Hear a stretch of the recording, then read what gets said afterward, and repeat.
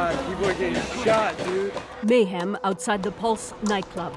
It's after 2 a.m. A shooter is inside and dozens are already dead. Trapped, Jeff Rodriguez texts his brother Santos, who lives 150 kilometers away. I've been shot, a club, dying. I love you. Dead bodies on top of me. Tell everyone. Love them.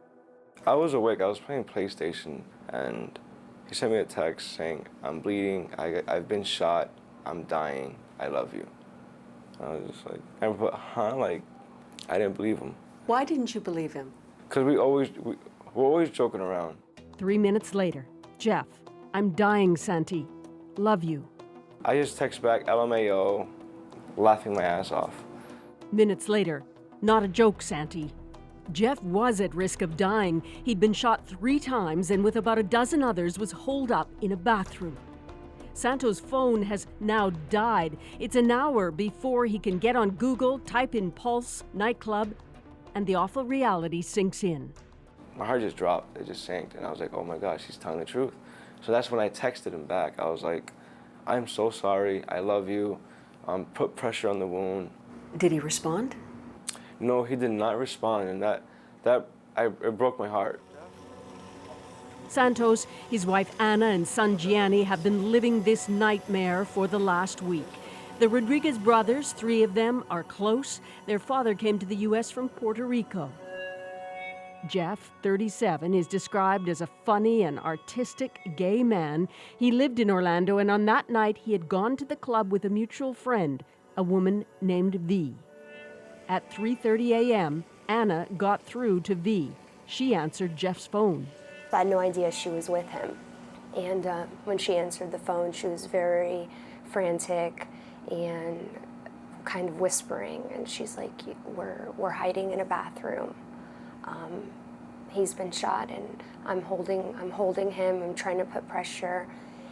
And I said, where was he shot? How many times? She's like, I don't know. I just see this one. I just see blood everywhere. I said, what's going on? And the shooter came into the bathroom, and then she hung up. Anna, when she said to you, the shooter's coming in, and then you didn't hear from her, you must have been absolutely frantic. Yeah, it was really scary. Because they were there for like 3.5 hours of just nonstop bleeding. The hours tick by, tormenting Santos, his father and mother, who by now had sped to Orlando. Omar Mateen was threatening he had explosives. Special forces came up with a plan to bust through the back of a bathroom, and in the shootout, Mateen was killed. Finally, just after 6 a.m., V called Anna. She said they came in, they took Jeffrey, they put him, I think, in an ambulance or something, and she said they've been separated. They knew he'd reached the hospital, but all day Sunday, no other news. They were with other family in a building near the hospital, and twice a doctor got up in a chair and read a list of the injured and their conditions. No Jeff Rodriguez. It wasn't until early Sunday evening when the doctor got up a 3rd time, and at the end of his list was Jeff Rodriguez.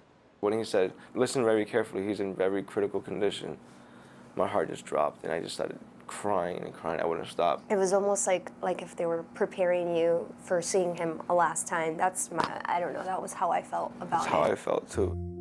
Jeff was in recovery after surgery to remove 1 of the 3 bullets. He was in critical condition, but alive, miraculously.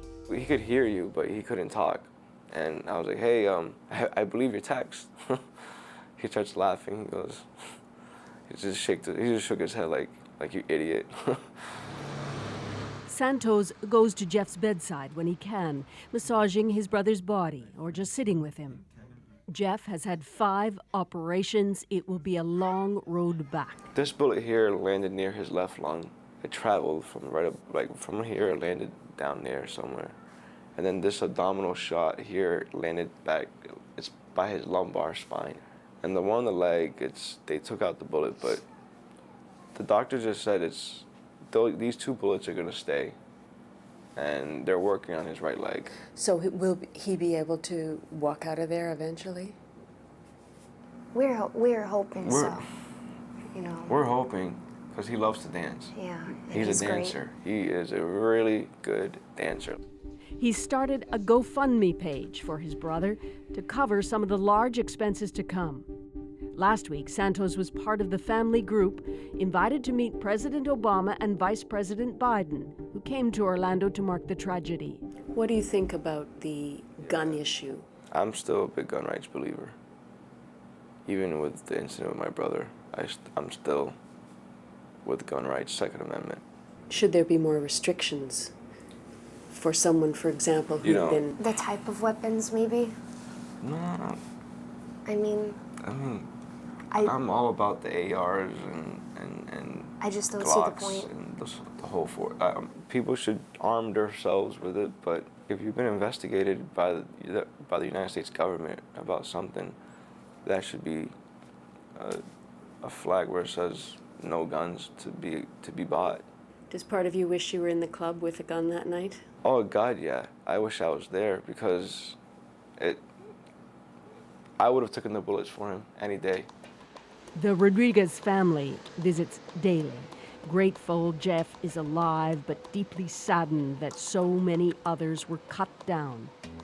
Santos still lives with the memories of those first 3 hours of hell. Apparently he was like the last or close to last person to be saved. So yeah. It's tough. He forgives you.